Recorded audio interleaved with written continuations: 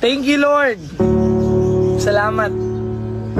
Thank you, Lord, kasi iniingatan mo ako.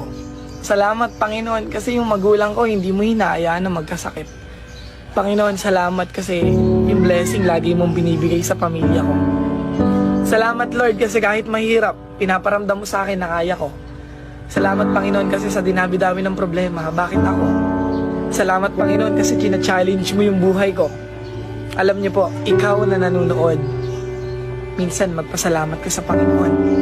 Maganda man o pangit yung nangyayari sa buhay mo, matuto kang magpasalamat sa Panginoon. Dahil siya lang naman yung dahilan kung bakit ka matibay, kung bakit ka lumalaban, kung bakit may nakakaharap kang mga problema.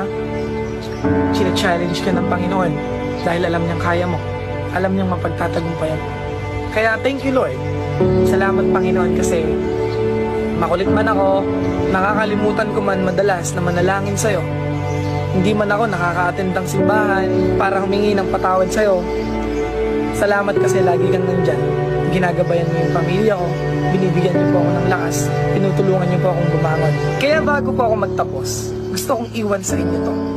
Magpasalamat ka sa Diyos, may kailangan ka man o wala. At yun yung pinakamahalaga. Kasi totoong may Diyos. Totoong iniingatan ka. Totoong mahal ka ng Diyos.